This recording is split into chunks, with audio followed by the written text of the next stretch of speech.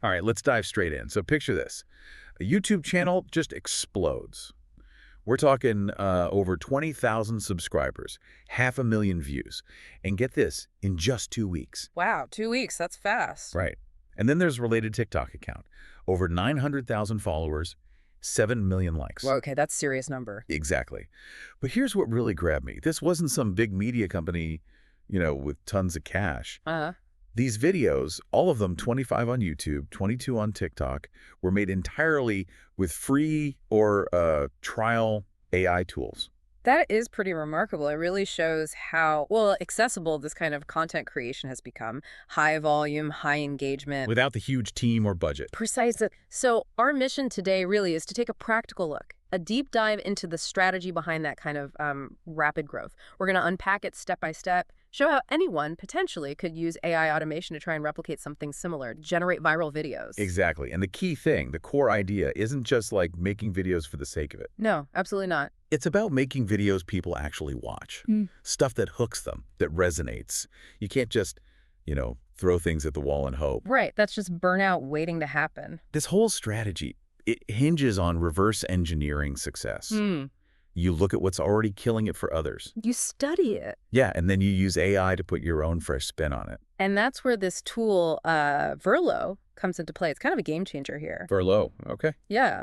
It's not just tracking trends vaguely. It gives you, deep insights into what's really clicking with audiences. Pinpoints trending topics, trending videos. Think of it like a compass, right? It takes away a lot of that guesswork that just drains creators. That makes sense. Less guesswork, more direction. Exactly. And what's really powerful is if you link your own TikTok or YouTube channel. Oh, you can link your accounts? You can. And then Verlo gives you personalized stats, personalized insights. It tells you pretty clearly, here's what you're doing right, and maybe here's what's not working so well. Okay, so how do you actually use that? What are the steps? Right, practical steps. So you find a competitor, someone successful in your niche, Okay. go to their TikTok or their YouTube page, Okay. and here's the important part. Sort their videos by popularity. By views, basically. By views, yeah. You're hunting for the big ones, the videos with, say, 10 million, 6 million, 5 million views, the blockbusters. Got it. Find the hits. Then you grab the links, copy the links for maybe 3 or 4 of those top performing videos. Once you've got those are like your viral seeds. You take them over to Verlo's content canvas. Content canvas. It's their interface. You just paste the links in. You can drag the TikTok or YouTube icon to add them easily. Okay. Then you select a blank canvas. And this bit's important. You choose something called a niche prompt node. Niche prompt node. What's that? Think of them as preset templates. They guide the AI towards a specific style of content. Like maybe you choose AI vlog. Ah, okay. So it tailors the output. Exactly. You connect these different parts, the video links, the niche node to the AI generation box, hit and generate new script. And the output from Verlo is honestly pretty remarkable. Yeah. What does it give you? It gives you the whole package. The video title, the full story or script, descriptions for any characters, and crucially, all the specific prompts you need for each scene in the video. Wow. So it doesn't just give you an idea, it gives you the actual building blocks. The complete blueprint, yeah. It's like having a viral content architect just there. That's a good way to put it. So now you've got this script, this detailed plan. Right. What's next? Making the actual video. Exactly. Bringing it to life visually. And that's where the text-to-video AI tools are essential. We're talking about tools like V3 by Google. You can access it via Google AI Pro. V3 by Google. Okay. And they usually offer a 100% free trial for the first month, which is great for testing it out. Good tip. But watch the billing cycle. Definitely.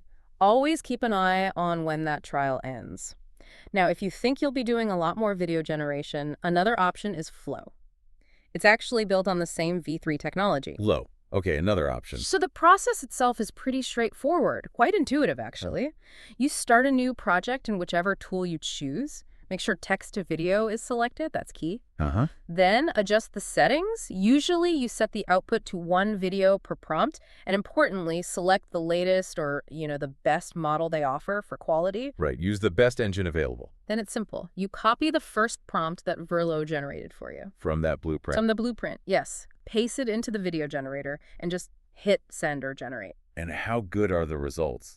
Really? They can be genuinely impressive. So, for instance, that example prompt Verlo might give you, today I become a 5-star forest chef. Okay. Random, but fun. Right. You feed that in, and the AI generates that scene, often with surprising detail and quality. Huh. Yeah. Interesting. So you just repeat that process, take each prompt from your Verlo script, paste it in, generate the clip. One by one. One by one. And here's a little tip, but trust me, it saves so much hassle later. Oh, one. Rename each clip as you generate it, something descriptive. Don't just leave them as video 01, video 02. Ah, yeah. I can see how that would get confusing fast. Good call. Your future self-editing will thank you.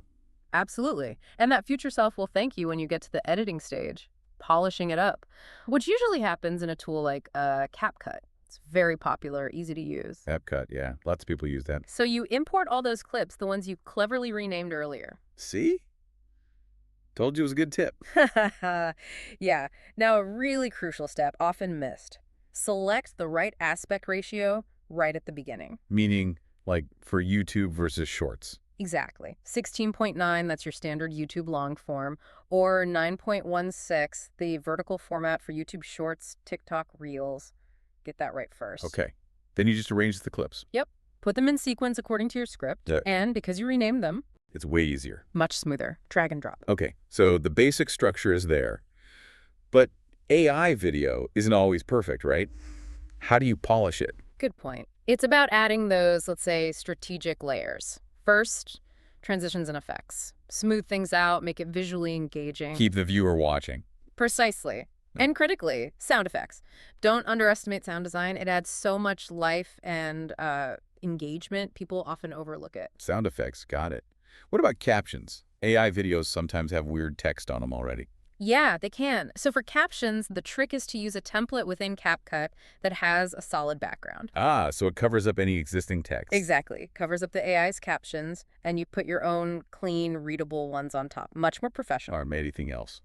Final touch. Apply a 4K filter or upscale it if you can. Just gives it that extra bit of polish, makes it look crisp. Then you hit export. Cool. And you mentioned that Forest Chef example. We actually generated a bit of that, didn't we? Let's give people a little taste. Yeah, let's play that snippet. Sound of short video clip playing simulated dialogue below. Today I become a 5-star forest chef. Step 1. Find marshmallows. Not as easy as it sounds. I think I found a wild marshmallow bush. Oh, wait, is this edible or will I see unicorns? Why does this keep catching on fire? Hey, that's my secret ingredient, little dude. Nailed it, Gordon Ramsay. Call me Forrest cooking 1 Bigfoot 0. See you next time. End of simulated clip. So you get the idea. It strings together those AI clips into a narrative. Yeah, pretty cool how it comes together. But, okay, making the video is one thing. Making it go viral, that's another challenge. Oh, absolutely. Creation is just part, maybe half the battle. To really increase your chances of virality, you need to understand the who, what, and when of your audience. The optimization part. Exactly. And this is where Verlo, that tool we mentioned for scripting, comes roaring back into play. It closes the loop. How so? It does analysis too. It does powerful analysis. You can use it to deep dive into a competitor's channel again, or even analyze your own channel once you start posting. Pull out really valuable data. And what kind of data are we talking about? Not just views, I assume. No, much more specific. Verlo can give you the exact best times to post for that channel's audience.